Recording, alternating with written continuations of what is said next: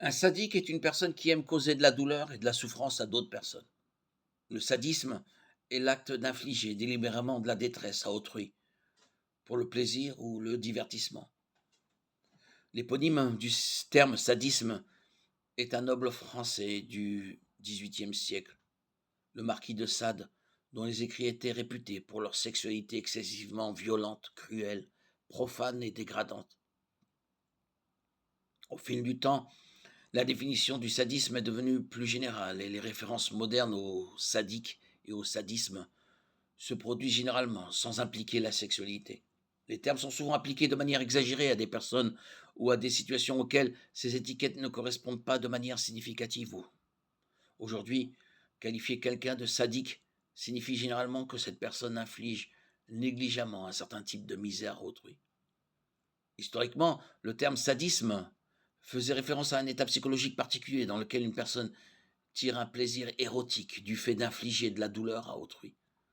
Cette définition se rapporte au penchant de Sade pour la sexualité violente et le mal intentionné.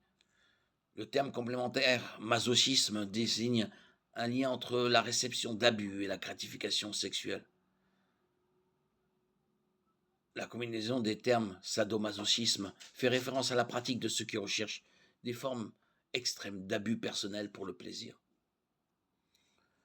Le roman à succès de 2011, 50 nuances degrés, met en scène un homme sadique comme personnage principal. Le roman a été commercialisé comme une histoire romantique pour femmes. Bien que l'héroïne du roman soit une masochiste qui se laisse contrôler par un homme dominateur et puissant, l'auteur présente la relation des personnages principaux, aussi pathologique soit-elle, comme quelque chose de proche de l'amour, ou du moins quelque chose d'agréable et de désirable. L'effet du roman, de ses suites et de ses films est de normaliser le péché du sadisme et d'atténuer sa stigmatisation sociale. Bibliquement, il n'y a de place pour aucune forme de sadisme.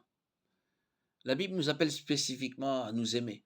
L'amour est un concept qui se rapporte à l'autre. Jean 13, 34. Et il, il est défini en utilisant des termes tels que 1 Corinthiens 13, 4.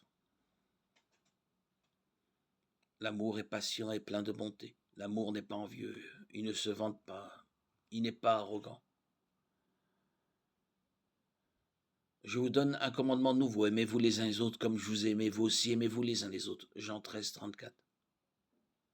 L'amour n'a rien à voir avec la recherche du plaisir personnel ou la souffrance des autres.